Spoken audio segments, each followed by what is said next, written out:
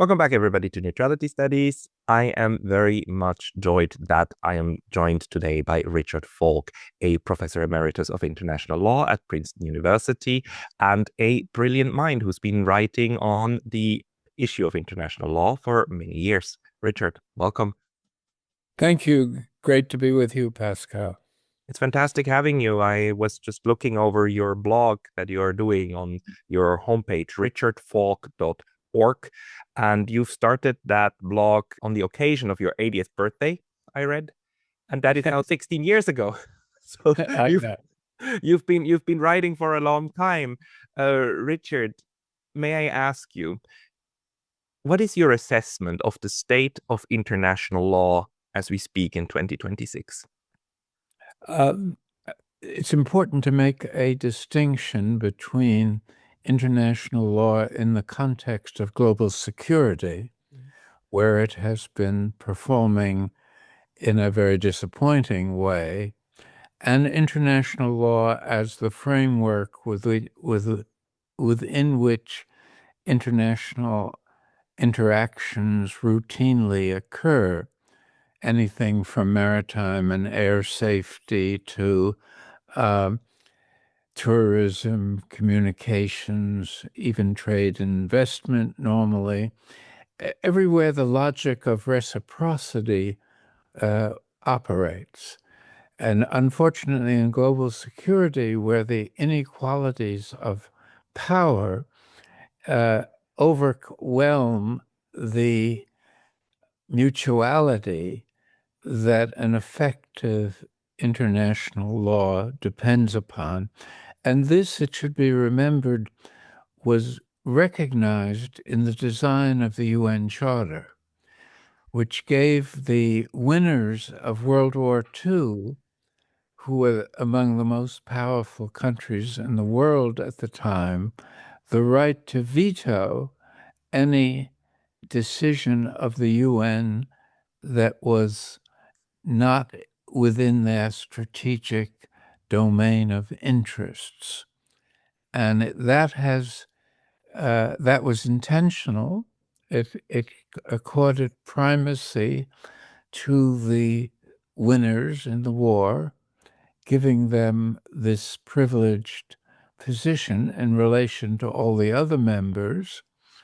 And it also was reflected in the Nuremberg and Tokyo war crimes trials, where only the crimes of the losers were investigated, and the gigantic crimes of the winners were not even scrutinized and could not be brought up in the defense of those that were accused. So this kind of geopolitically slanted management of global security trusted the self-restraint of the powerful rather than an international legal regime that had reasonable expectations of enforcement and accountability with respect to these permanent members of the Security Council.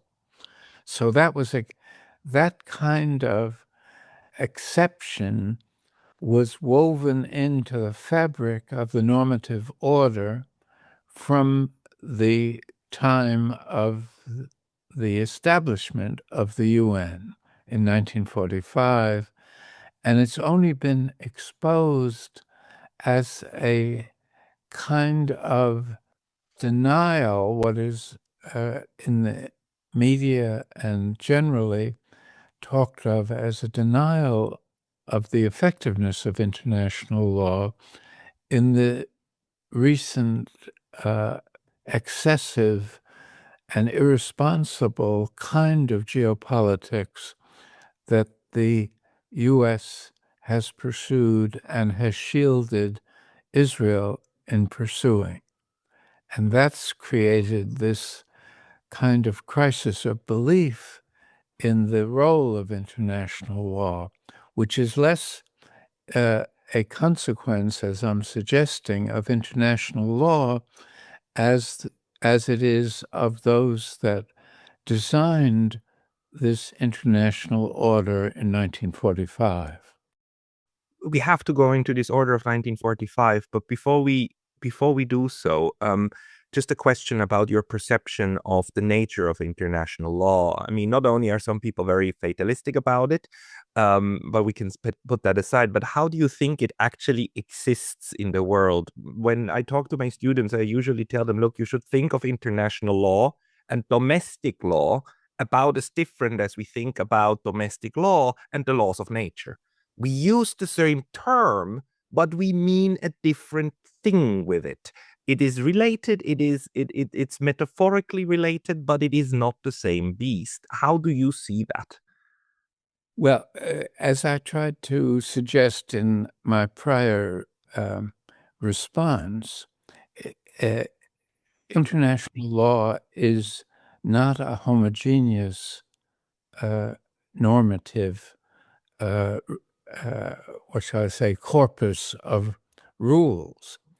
And it is, my view is to suggest that it's closer to domestic law than is generally perceived, because domestic law also doesn't work very well when you're dealing with very uneven class identities. In extreme cases, the impunity enjoyed by those that were patrons of the Epstein world, who basically have not been held accountable for very severe crimes against young girls. And that is almost taken as a given in international law, in domestic law, that those who have the means can hire the best lawyers, and they can influence often the prosecution and the judges in ways that are subtle. Normally, they're not outright corruption, but they do reflect differences in societal leverage enjoyed by rich people who have a lot of leverage and poor people who are quite vulnerable normally. And so there is a continuity between where law works and where it doesn't work. And I'm trying to argue that it doesn't work in contexts where inequalities of power are dominant. And that's particularly relevant in international society, where one is extremely vulnerable to irresponsible behavior by the most powerful states that are not held accountable unless they lose a big war. Only in that kind of context, when, for instance, when Iraq lost the war to the U.S. and U.K., they prosecuted Saddam Hussein as a war criminal. They didn't prosecute the aggressor. And so, again, it's a winner's game in global security, but it works where there is this mutual interest in its effectiveness. And we take it for granted that pertains. Diplomatic immunity, for instance. The ambassador of Luxembourg is approximately as secure as a U.S. ambassador in carrying out his diplomatic missions. That's because all governments, large or small, have an interest in this reciprocal access to diplomatic procedures, and they don't want to undermine that by making weak governments feel they can't trust the diplomatic immunity that is enjoyed by strong governments. This is a very, very good observation. But that then also means that the more equal the power distribution in the international system, the higher the likelihood that this reciprocity of international law will kick in and actually then start working. So do you actually see the sorry, just to extrapolate from that would mean that in a unipolar world, and a lot of people would now argue that, what we used to call the post-Cold War, these 30 years after 89 until roughly 2022, something around there, 33 years, would count that we now name it, the unipolar moment when we had one global superpower and everybody else just was structurally in a weaker position. Do you would you say that we see actually a not maybe not a decay but a change of the way that international law was adhered to if we compare it to the period before, which was at least a bipolarity, or even earlier moments when we had some form of multipolarity, especially during the long 19th century, when of course international law was at a completely different point at that time, the law of nations. That's an important question and observation. I've interpreted the bipolar period of the Cold War as one where there first existed this reciprocity between the Soviet Union and the West, Europe and the US, but also one that was conditioned geopolitically by the agreements at Yalta and Potsdam to establish fault lines in Europe between East and West. And that was a geopolitical determination. It was seen, even in the height of the Cold War, as something that both sides wanted to observe. In other words, they didn't, even though they were tempted and very militarist advisors and militarist social forces on occasion wanted to violate them or test them, they were basically respected and probably prevented a Third World War. But that was, again, not an achievement so much of law, but of political arrangements that were premised on the reciprocity embedded in trying to avoid a mutually disastrous war.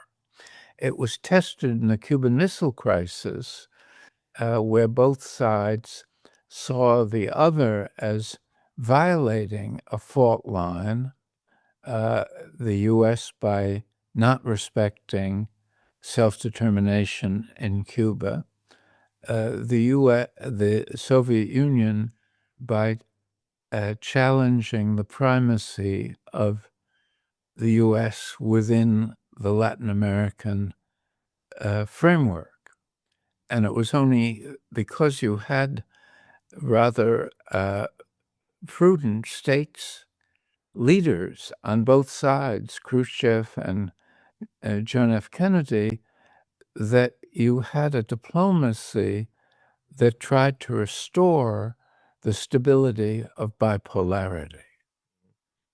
Now, in the unipolar situation, as you suggest, there is less of there's no Potsdam, Yalta way of cushioning the behavior of the powerful rival states. And with the ascendancy of China and the reemergence of Russia as a wannabe geopolitical actor, you have this very dangerous situation in the world where if they don't make a new kind of arrangement between the three of those three countries, we're likely to see these crises emerge from time to time and be counting on, in a sense, good luck and responsible leadership to avoid them producing catastrophes. And that's a very unstable situation to be in.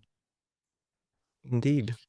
What you're explaining here is, of course, that the power of international law to restrain these worst impulses that societies may have rests upon the recognition of the other being also able to inflict equal power. So it's not just that you need a multipolarity, or you need a balance of forces, actually, or reciprocity. You need the recognition of that in each actor. If you have an actor that believes it is infinitely more powerful than the other one, even if it is not, well, then the whole thing, the self-restraint won't work.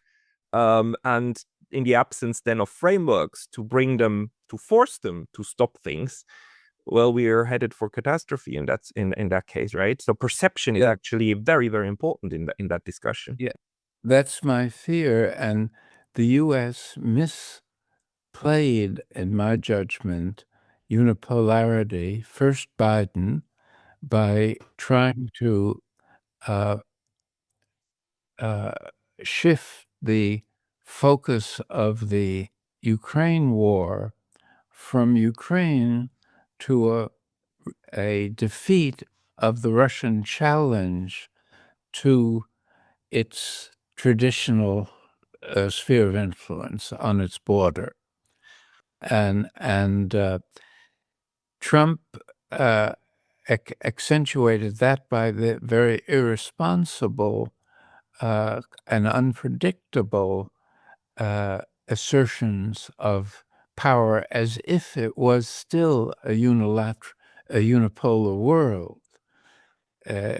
He pursues what I would call a delusionary geopolitics, which is premised on a reality that no longer exists and existed only briefly after the collapse of the Soviet Union, and was broken, I think, by the Russian attack on Ukraine in 2022, and then by the U.S. and Europe shielding the Israeli genocide in 2023